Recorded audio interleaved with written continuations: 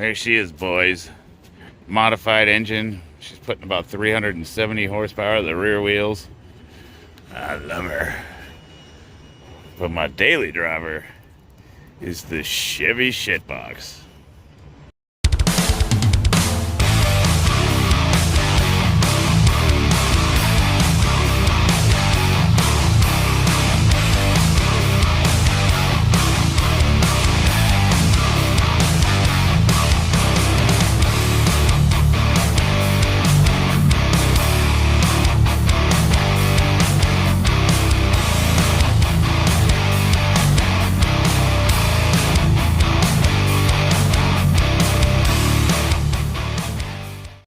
I've been wanting to do this video for a while now. I mean, you guys have all seen my half rack, and it's basically just a squat rack with a cable machine, and I've got a competition size bench.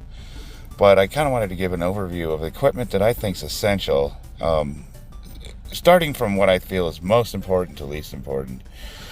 I think other than the rack itself, the cable machine is why I haven't upgraded it to a full half rack. And I got all the attachments for it. I got every kind of attachment you could think of. Rope poles. I got long handle pull down, short handled.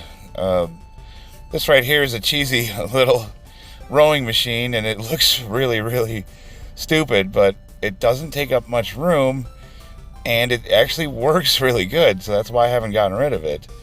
I've added resistance to it by putting these little bungee cables on it, and it works great. Now, every bro gym needs to have a preacher curl. Gotta have that. I don't really use this that much, but it doesn't take up much room. And my friends that come over to train with me, they all love this thing. Matter of fact, they're the ones that were asking me to get it. They're like, you gotta get a preacher curl machine, bro. I'll admit that it does have its uses.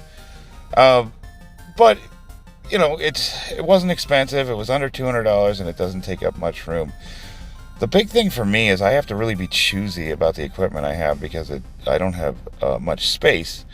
So I can't just be buying, huge machines that take up a lot of room and are hard to move around. I got to be able to store that stuff.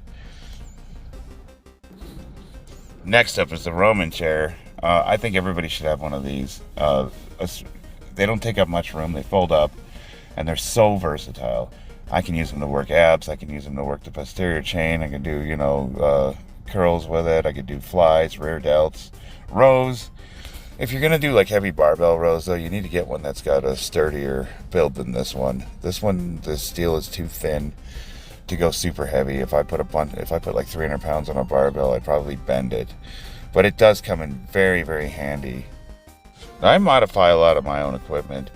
What I did is I cut these J-hooks off, and I made them as short as possible, and I put that little bolt through them to reinforce it so it doesn't bend. And the reason for that is because when I don't have a spotter and I have to lift the weight out of the rack when I'm benching heavy, I make it as close. I want to set up as close as possible, so I just have to barely lift that bar over those hooks. That being said, I've dropped 400 pounds on them, and they've held up, so I'm not too concerned about safety. I guess the second most important piece of equipment after the flat bench would be the adjustable bench. Like, I think every home gym has to have an adjustable bench. Incline benches, overhead presses. It's got the hamstring curls. It's got what do they call those? The leg curls. You could just do so much with this one piece of equipment and just a regular rack. And if you didn't have the money or the room for any other kind of bench, even though this one's not as good as the dedicated flat bench, it does get the job done. And for the longest time, that's all I had. I like to repurpose as much equipment as possible. So, as you can see, I even added a little handle or chain to the end of this thing, and I was using it for rows. And I found out that this thing hits the rear delts better than the cable setup. Just the angle of it, the way you can pull it. It's just a very versatile piece of equipment, and I think it's a must-have for any home gym. Definitely a space saver. Heck, for the longest time, that's all I had was a crappy bench, rack, and just that crappy chair. Here I'm doing the hamstring curls. Now, Obviously, this isn't going to be as good as your gym equipment. It's got the adjustable ankles and, nice smooth action. But we're talking home gym, and I've done all my training for the last 2 years out of my garage. So even though this equipment might not be as good as what you would get in a commercial facility, it definitely gets the job done. Next is the, what do they call it? The sissy squat machine. For the longest time, I was just doing sissy squats using body weight. And this is just a nice way to get high reps in, and it's a lot easier on your knees. Believe it or not, it looks like it would be harder, but it is actually a lot easier. And it's completely adjustable. Now, if all I had room for was a barbell, and that's it, I would go with the landmine. The landmine is one of the most versatile pieces of equipment that you can purchase. The landmine cost me $60. The barbell I'm using is the first barbell I ever bought. It's bent, it's rusted, and it works perfect for this setup. All you need is a couple weights for the base plate and some weights to stick on the end of it, and your imagination is your limitation on this piece of equipment. I have all sorts of attachments for this thing. I've got the Viking press, I've got row cables, I've got the T-bar handles, I got an attachment for squat belt. I have everything. I could literally just do an entire full body routine with just this piece of equipment. And I really like using this to switch things up, especially when, after a while you just get sick of doing the same old bench, squat, deadlift routine. And this thing just keeps it fresh. And sometimes it's a time saver too. A lot of times it's a pain in the butt to load that rack up every time with a bunch of weights.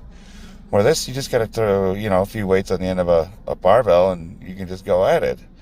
And it's really, really easy to switch attachments. And, it's like the lazy man's gym. The ramps I'm standing on are standard Harbor Freight oil change ramps.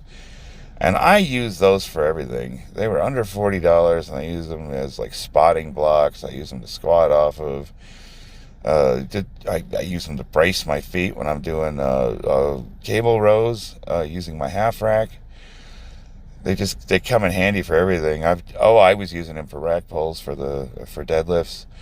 I've repeatedly dropped over 500 pounds on them over the years, and they are starting to crack up a little, but they've held up, so they are definitely worth their money.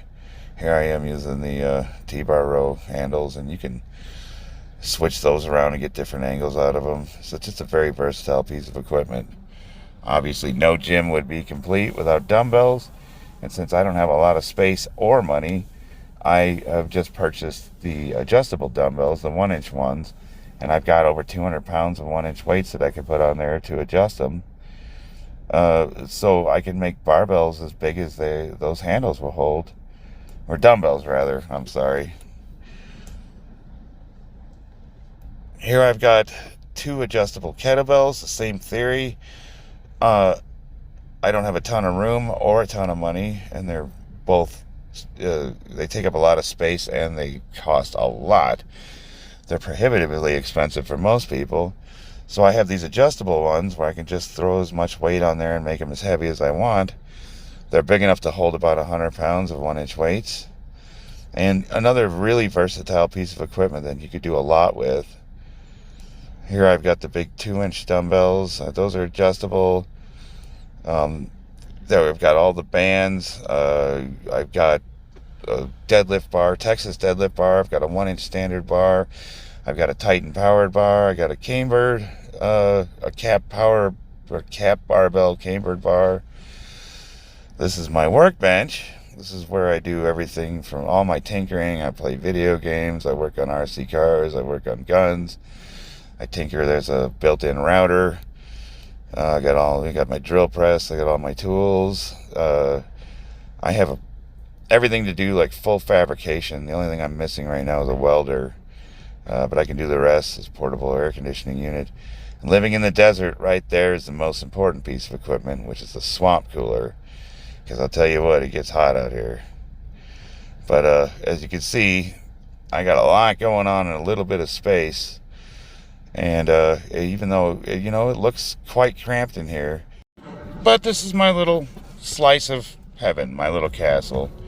This is why, you know, I come home at the end after a long day, and that's where I spend all my time. That's just showing you the front of the house, a little tree house I built the kids. And as you can see, it's not a mansion. I'm, you know, I do all right financially, but I'm by no means rich. You know, I work in commercial construction.